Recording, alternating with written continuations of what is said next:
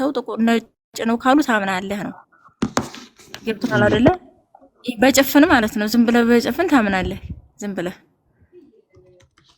አሁን የተከሰቱ ታሪኮች አሉ። ለምሳሌ አሁን ምሳሩ የኤልሳ ምሳር ወደ እንትን ያለው ምሳር ታውቃለህ?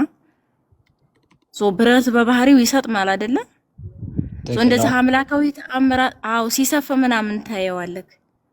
እና እንዴት ነው አሁን ይሄ ነገር ይሄ አምላካዊ ተአምርና ምንቸቱ ውስጥ ደግሞ ሞት መርዝ ነበርና ኤልሳ መጥቶ ሲሰራው እንትን ሲያቀርብላቸው ያንን ሲድኑ ታያለህና የከተማውን ውሃ መርዝ የነበረውን በአምላክ ቸርነት ወደ መልካምነት ወደ ጣፋጭ ውሃነት ሲቀይረው ታያለህ። እንደነዚህ አይነት ተአምሮች አሉ። የረከሰውን መቀደስ ምናምን ነገር እዛው አለው ላይ ማለት አዲስ ነገር እኮ አታመጣም። አሁን አዲስ ነገር ማምጣት እኮ ነው። የቁርአን 1141 ስታጠና አዲስ ነገር ማምጣት ነው። በቃ አዲስ የሌለ ነገር ኤግዚስት እያደረገ ነው። ገባ? የድመቷና ያነበሳው ነገር ነው። አሁን ይሄ በጣም ለመቀበል ራሱ የሚከብድ ነው። ገብቶካል? የሞት መልአክ ራሱ የሚታይ ነው ወይ ነው? የሞት መልአክ ራሱ ሙሴ ነፍሱን ሊወስድ ሲመጣ በሞቅስ አይኑን አጥፍቶለታል። እና ይሄ እንዴት ነው ልንቀበለው የምንችለው? ይመላለሳል። የማይዳሰሰው ሲመታ አስበሽዋል? ኢማጂን እሱም ብቻ ሳይሆን ሌላው ትልቅ ስህተት አለን። ሁልጊዜ መመጠቅሳት አንገዛለች 1529 ብን ከቲር ላይ ስኬድ አላህ 3 ነገድ መልአክን ፈጥሮ ከጭቃ ቀጥዬ ከእናንተ ቀጥዬ ከጭቃ ለመፈጠረው 3 ሰግዳላችሁ ሲላቸው እምቢ ስላሉት በእሳት አቃጠላቸው ይላልና እንደ እስልምና መላእክት ብርሃን ናቸው። ከብርሃን ነው የተፈጠሩት መላእክት ማለት ነው። ዲያብሎስ ደግሞ ከእሳት ነው የተፈጠረው እንደ እስልምና። ጂንም ከእሳት ነው የተፈጠረው። ቁርአን ይሄን ነው የሚለን። እንደዛ ከሆነ እንዴት ነው እሳት ብርሃንን ሊያቃጥለው የሚችለው? ገብቶ ካለ ይሄ ሐሳብ ከብርሃን ነው እኮ የተፈጠሩት እነሱ።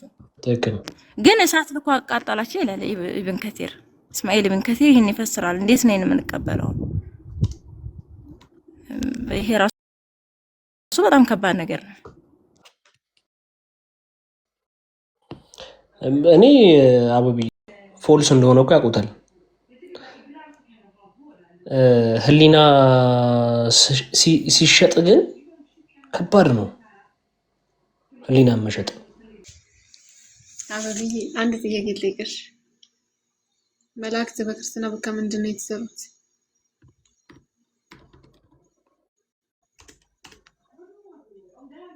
መጽሐፍ ቅዱስ መጽሐፍ ቅዱስ ላይ በትውፊት በአንድ መጽሐፍት ነው እንጂ መጽሐፍ ቅዱስ ላይ ቃል በቃል እንደዚህ የለም። ግን ጠቋሚ ቃላቶች አሉ። ጠቋሚ ቃላቶች ምንድናቸው? ለምሳሌ መዝሙር 104 ላይ መላእክቱን መናፍስት ዲያብሎስ እና ለመላእክቱ ወደ ተዘጋጀላቸው ወደ ዘላለም እሳት ሂዱላቸዋለሁ ብሎ ሲናገር ሰይጣኖችን እንደዚህ ክብራቸውን አጥተዋል እኮ ነው የምልሽ። ተዋርደዋል፣ ክብራቸውን አጥተዋል እኮ። መናፍስትነታቸው ግን አልቀረም። ለዚህም እኮ ነው ጳውሎስ ቆይ አንድ ጊዜ ጳውሎስ መናፍስት ከእግዚአብሔር እንደው መርምሩ ይላል።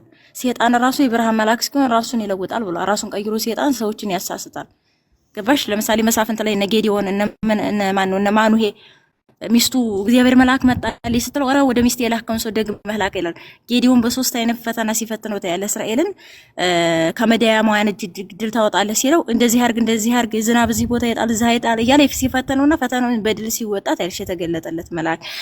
ይሄ መላእክት መናፍስት ናቸው። ሌላኛው የዲያብሎስ ሰራዊትም መላእክቱ ተብለዋል። ሰይጣንና መላእክቱ ሲባል የሱ መልእክተኞች ማለት ነው። አንደኛ መላእክት መላኢካ ማለት ሙርሰል ማለት ነው። በሂብሩም በአረበኛም በግዕዝም በኬጂ ተላኪ አካል ማለት ነው። ከዋክብትም ተብለው ተጠርተዋል። ለምሳሌ ራእይ ዮሐንስ ምዕራፍ 12 ላይ ስለ ዲያብሎስ አወዳደቅ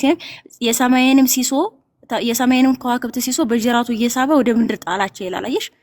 እነዚህ የተከተሉት አብረውት ይወደቁ አሉ ነው። እሱ ባስተሳሰቡ የጎተታቸው አሉ። በአንድ ምታ እነዚህ አረፋ የሚያስደፍቁ የአየር አጋንንት ምናምን በአንድ ምታም ሳይሆን ጳውሎስ ብርሃን ዓለም በኤፌሶን 6:12 ላይ መጋደላችን ከስጋና ከደም ጋር አይደለም፣ ነገር ግን ከዚህ ዓለም ገዢ በሰማያዊ ስፍራ ካላቸው ከክፋት ሰራዊት አጋንንት ጋራ ነው ብሎናል። ስለዚህ እነዚህ የዲያብሎስ ሰራዊቶች አሉ ነው። መጽሐፍ ቅዱስ ይሄንን ነገር በደንብ ግልጽ አድርጎ ነው የሚነግረን ማለት ነው። ገባሽ? ነገር ግን የመላእክት ፍጥረታቸው ለምሳሌ አሁን እይታዎች አሉ። እይታዎች ይሄ ረቂቃን ናቸው ምናምን የሚለው ነው የሚይዘው። እይታዎችን ልነግርሽ አልችልም፣ ምክንያቱም እይታዎቹም ህጻጽ ሊኖርባቸው ስለሚችሉ። ለምሳሌ ከንፋስ ከተባለ ንፋስ ራሱ ፍጡር ነው። ከእሳት ከተባለ እሳት ራሱ ፍጡር ነው። እንዴት ነው የነገር? ነገር ግን መጽሐፍ ቅዱሳችን መላእክት ረቂቃን፣ መላእክት መናፍስት ሊታዩ የማይችሉ ሊጨበጥ የሚችል ግዘፍ አካል እንደሌላቸው ይናገራል። ረቂቃን እንደሆኑ ማለት ነው። ገብቶሻል አይደለ? የበቃ ሰው ብቻ የሚያያቸው ገያዝ አላያቸውም። ኤልሳ ግን አይቷቸዋል። ገባሽ? አረ ሊገሉ ወጡ ነው እግዚአብሔር ያሰለፈው ሰራዊት አለኝ አላየም። እና አረስ ገያዝ ይው ግለጽለት ይለዋል ሲጸልይ ኤልሳ። ገያዝ ያቸዋል የእግዚአብሔርን ሰራዊት ለኤልሳ ሊዋጉ የመጡትን አየሽ። ስለዚህ እነዚህ የበቃ ሰው ነው። አስርቱ የቅድስና ማዕረጋት ላይ ሁሰት ላይ የደረሰ ሰው ሊያቸው ይችላል። ግን ረቂቃን ናቸው ልልሽ ፈልጌ ነው። መላእክቱ መናፍስት አገልጋዮቹንም የእሳት ነበልባል የሚያደርጋቸው ስለተባለ ማለት ነው። ሌላው ጳውሎስ ብርሃነ ዓለም ዕብራውያን ማለት ነው። እሺ ይቅርታ ስላቋረጥኩሽ፣ ግን አሁን አባቶች ራሱ ሲያስተምሩ ከነፋስ ርቀት የመላእክት ርቀት ምንድነው? መላእክት ይረቃሉ ነው አይደል የሚሉት? ከነፋስ መላእክት ይረቃሉ። አዎ ከነፋስ መላእክት ይረቃሉ። አዎ ይህ እንግዲህ ከነፋስ የሚረቅ ነፋስን መላእክት ሊያቃጥለው አይችልም። ማን ነው? እሳት ሊያቃጥለው አይችልም ነፋስን። ከነፋስ የሚረቁ ከሆኑ እንዴት ነው ኢየሱስ ለመላእክትና ለምንድነው ለመልእክተኞቹ ወደ ተዘጋጀ ወደ ዘላለም እሳት ሄዱ እላቸዋለሁ ሲል እነዚህ ከነፋስ የሚረቁ መላእክቶችን ምድራዊ እሳት ነው እዛ ውስጥ ያለው ተብለ የተጻፈበት ወይ ያየሽው አለ ወይ አንቺ ያለሽ አለ? በቃ አይደለም። ቆይ አንዴ ቆስቲ እቺ መልሽልኝ። በዛ ፐርስፔክቲቭ እያወራሽ ስለሆነ እቺ መልሽልኝ። አንዴ ይቅርታ። በቃ እኮ እናንተም እኮ እንደዛ ነው ያያችሁት። እናንተም እኮ ልክ በዛው ያያችሁት ነው አይደል እንዴ? ምንድነው የምትይው? ሙሳ ምድራዊ አይደለም እንዴ? ኦ ማይ ጋሽ ቆስቲ አንተ ምን አነጻጽረው ነው የሚያወቅሽ? ያቺ ደግሞ አንዴ ስግጥት ያለሽ አይደለም። በእናትህ ቆስቲ ካንተ ጋር ማውራት አልፈልግም ፕሊዝ። አይደለም ይሄ መልሽልኝ። ምድራዊ እሳት ነው ወይ እዛ ያለው ንገሪኝ። እሳት እንዴት ነው ሊያቃጥላቸው የሚችለው ብለሽ ትከራከሪ። ምድራዊ እሳት ነው ያኛው እዛ ያለው ብሎ የጠይቀሻል የነገረሻል። እንደዛ አበባ እኮ እንደዛ ነው ያለችው። ቆስጤ ካልሰማውን በልሽ። ምን አለች መሰለህ? እንዴት ነው መላእክቶችን እሳት የሚያቃጥላቸው አለች። ከእሳት የተሰሩት መላእክቶችን እንዴት እሳት ያቃጥላቸዋል አለች። ለምን እየታይተው ምን ውስጥ ገባችሁ? ስለዚህ እኔ እያወራ ያለሁት ከአበባ ጋር ነው። አበባዬ ቆይ እኔ ከአበባ ጋር ልጨርስና ልውረድላችሁ። ክፈቻ አንዴ የቀደመ እኮ ነገርኩሽ። አንድ ጊዜ ደባል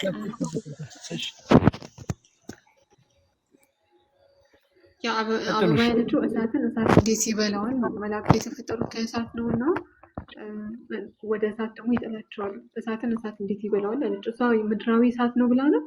መላእክቶች ከነፋስ የሚረቁ ከሆነ እንዴት ነው መላእክቶችን እሳት ሊበላቸው የሚችለው? እያቀርብ ምን ነው የተሳሳተው? ካልሰማው ማለት አንድ ነገር እኔ የተነጻጸርሽው እኮ ሙሳ በቦክስ አይኑን አጥፍቶታል ሊሞት መላእክን ስትባይ፣ ኧረ አይደለም ቆስጤ ያንን ክሌም እኮ ነው። ለዛ እኮ ነው አይደለም እንዴ ይሄን ነገር ያመጣሽው? እንደዛ አይደለም ቆስጤ። እናንተም እንደዛ እኮ ነው የምትሉት እኮ አልሽ አይደል?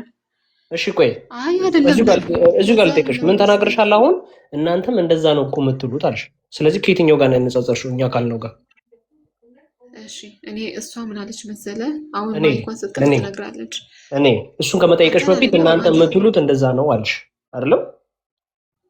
ምንድነው እናንተ የምትሉት እኮ ልክ እንደዛ ነው አልሽኝ። ስለዚህ ይመልሽልኝ። አዎ ልክ እንደዛ ነው። እሺ እናንተ ለምን የምትሉት ልክ እንደዛ ነው ያልኩት? ምኑን መሰለ?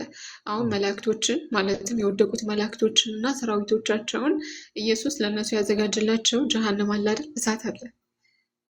ለሰይጣንና ለመላእክቶቹ ወደ ተዘጋጀላቸው ወደ ዘላለም እሳት ሂዱ እላችኋለሁ ብሎ ተናግሯል ብዙ ቦታ ላይ ማለት ነው። እና እሳትን ማለት መላእክቶች ከነፋስ ይረቃሉ ተብሎ ደግሞ ታስተምራላችሁ እንደ ቤተክርስቲያን አስተምሮ። ሲጀመር መጽሐፍ ቅዱስ ስለ መላእክት ባህሪያቶች ይናገራል። የእሳት ነበልባል እንደሆኑ ምናምን ነገር እና እነዛ መላእክቶች እሳት ሊበላቸው ይችላሉ። አይ ነው አይ ምድራዊ እሳት እኮ አይደለም ካልከኝ ካነሳሁት ነገር ጋር ምን ያገናኘዋል ነው? አሁን እኮ ግራ ይገባኝ።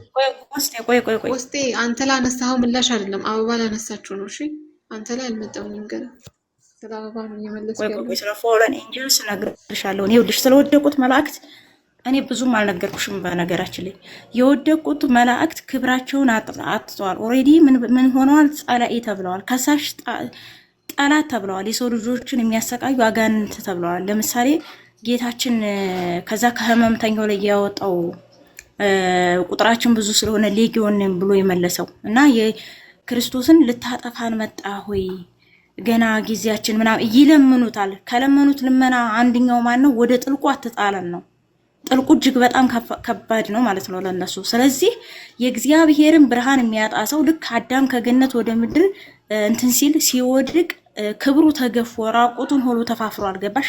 ከዛ በኋላ ሲመቱት የሚመታ የሚቆሰል የሚደማ የሚታመም ሾክ የሚወገው ሆኗል። ስለዚህ መላእክትም እንደዛው ክብራቸውን አጥተዋል ነው የምልሽ። እግዚአብሔር ያለበሳቸውን ጸጋ ገፏቸዋል። በራሳቸው ትዕቢት ወድቀዋል። ዲያብሎስም ወድቋል።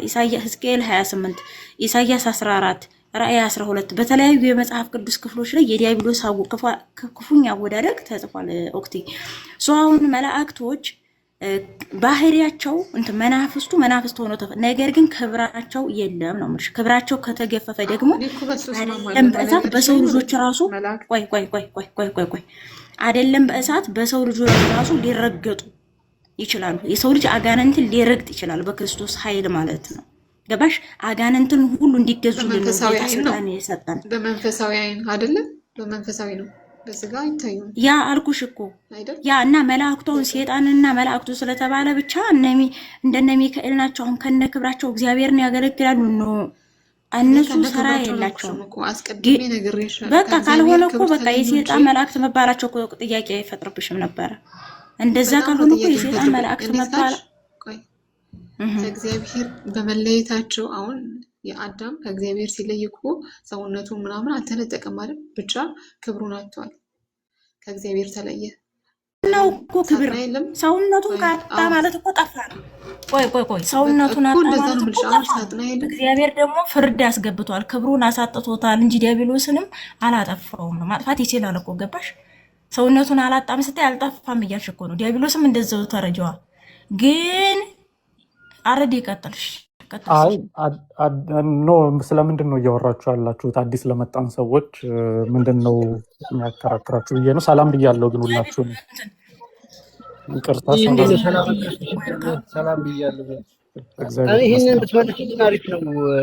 ሁዳውን ድመቷቸውን የተፈጠረች ነበረች መጀመሪያ ነበረች ወይስ አሁን አንበሳ እንዲህ ሲያስነጥስ ድመት የተፈጠረችው?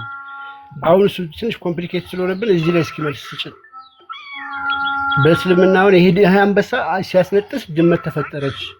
ይሄ አንበሳ ከማስነጠሱ በፊት ድመት ምድር ላይ ነበረች ተፈጥራ ነበረ በእስልምና?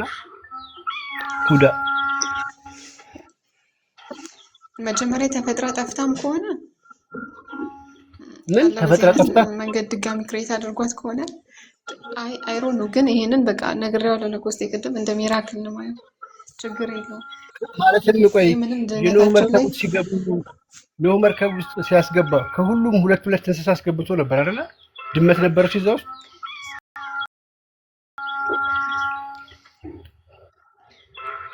አላየኋትም ድመት ነው። ከሁሉም ተብሏል።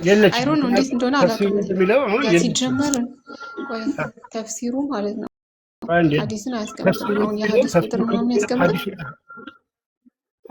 አዎ ሐዲስ ያስቀምጧል። በጣም ብዙ ሐዲስ አለ።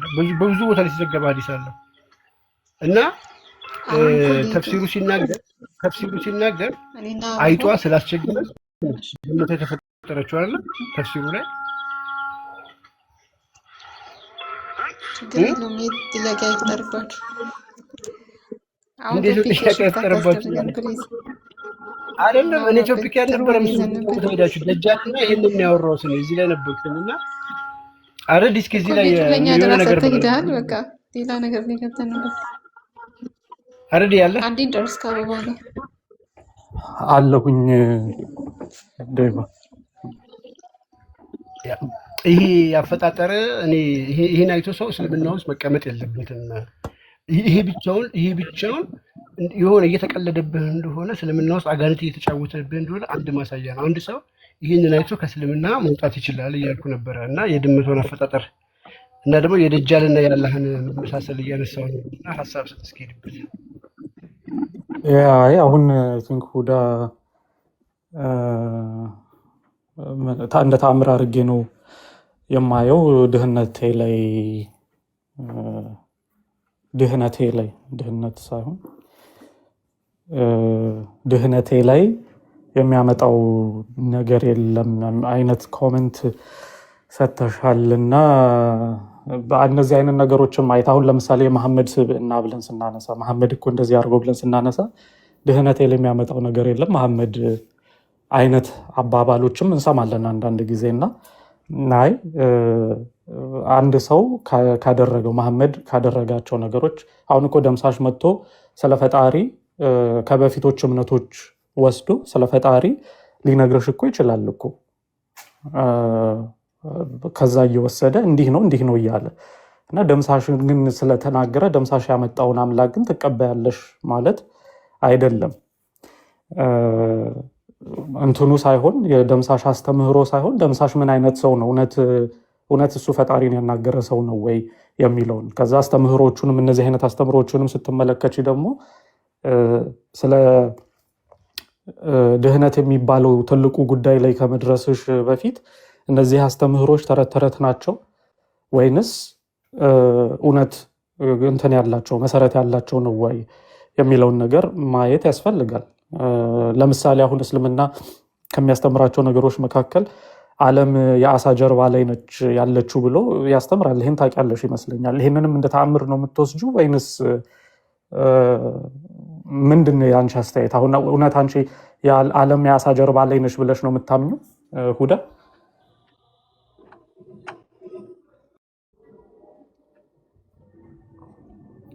ሁዳ አለሽ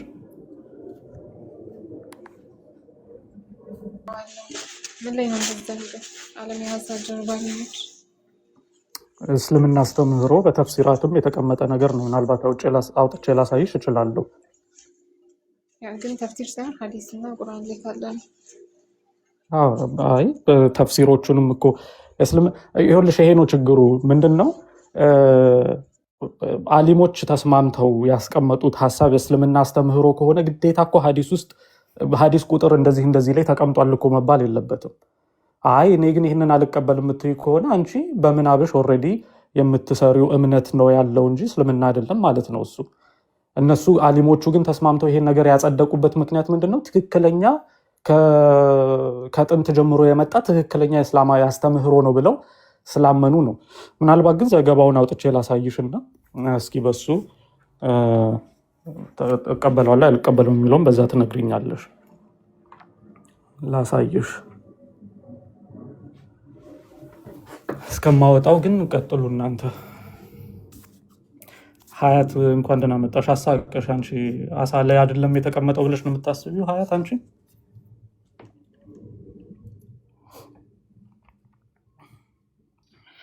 ለምንድን ነው የሚንቀጠቀጠው በላት እስኪ እኔ አላቅም ግን ያወራው ነገር ነው ያሳቀኝ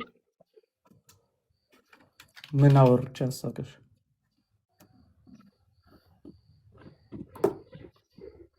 እውዳን ያልካት ነገር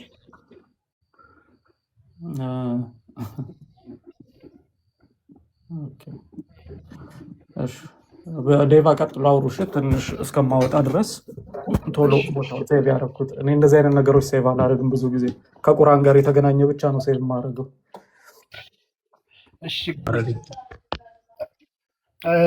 እኔም ላወጣው እችላለሁ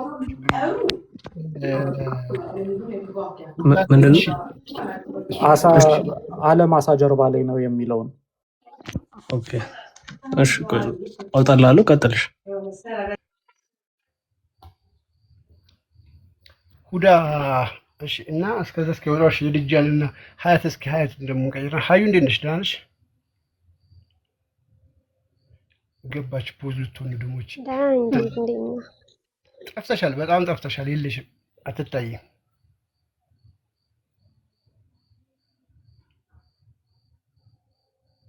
ሀያት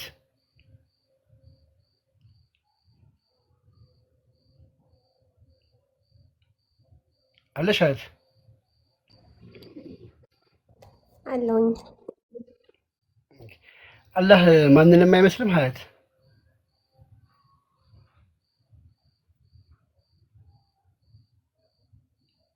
አላህ ማንንም አይመስልም ፍጥረቱን ማንንም አይመስልም ወይስ የሚመስለው አካል አለ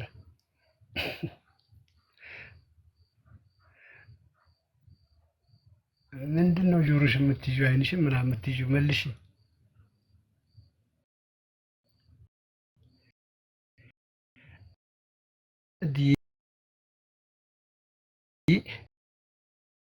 በነገራችን ላይ አሁን ሲጠየቁ ለምንድን ነው ዱዳ የሆኑት? ይሄ ነገር ከአፋችሁ እኮ ጠፍቶ እኮ አያውቅም። ከሙስሊሞች አፍ የማይጠፋ ነገር ቢኖር አላህ ማንንም አይመስልም ነበረ።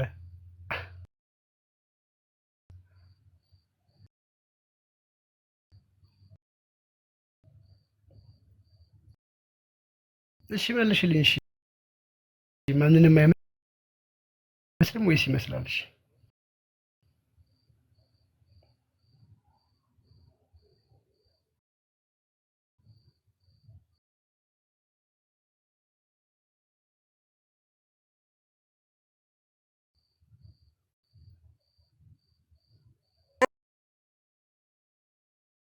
ዴቭ ከሁዳ ጋር ቀጥሎሽ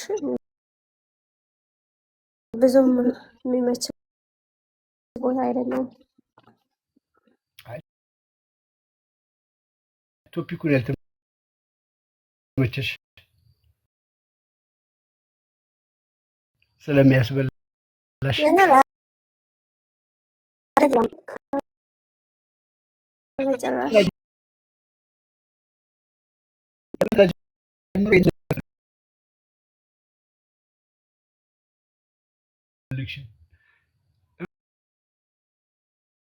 እኮ ታዲያ አላህ ማንንም አይመስልም የሚል በጣም ሲምፕል ጥያቄ ነው፣ ግን ልትመልሺው አልቻልሽም። ቢኮዝ ምን ውስጥ ሊከትሽ እንደሚችል ስለገባሽ ነው። ሶ አላህ ማንንም አይመስልም የሚል ሙስሊም እስኪ ይግባ። አላህ ማንንም አይመስልም የሚል ሁዳ አላህ በባህሪው ደጃልን ይመስላል ብላለች። ይፈጥራል፣ ፈጥሮ እንትናም ደጃልን ሊፈጥር ይችላል።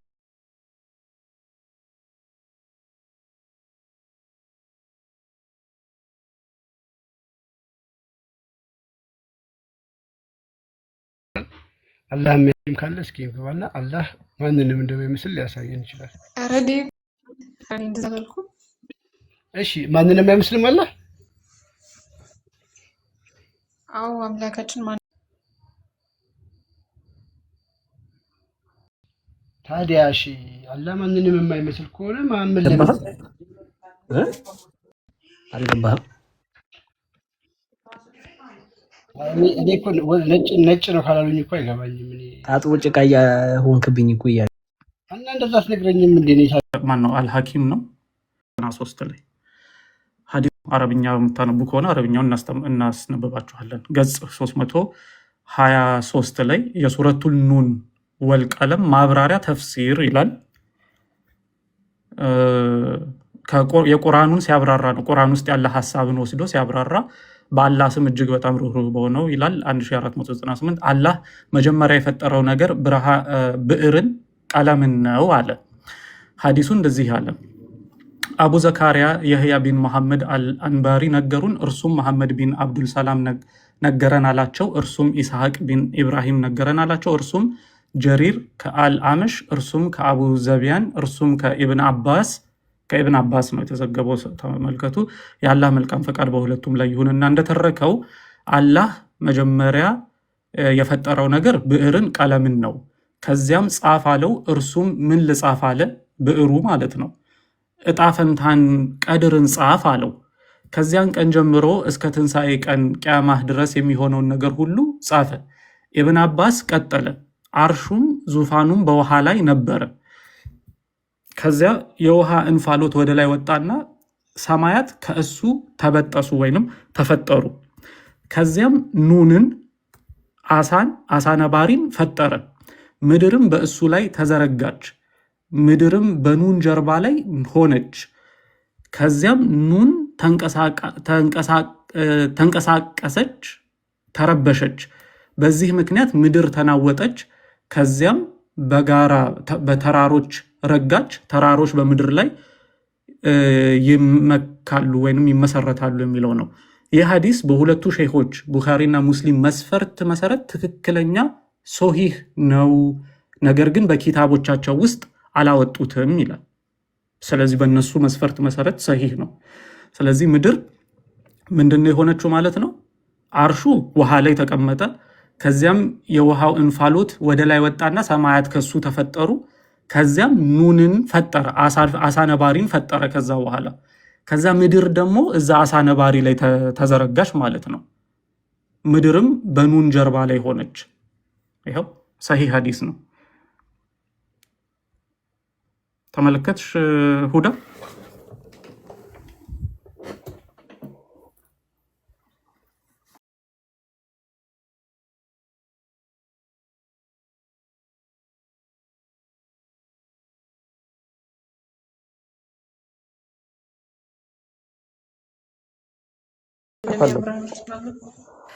እኔ ማብራሪያውን ልንገርሽ፣ ከዚህ የተለየ አይነግርሽም። ይህንን የዘገበው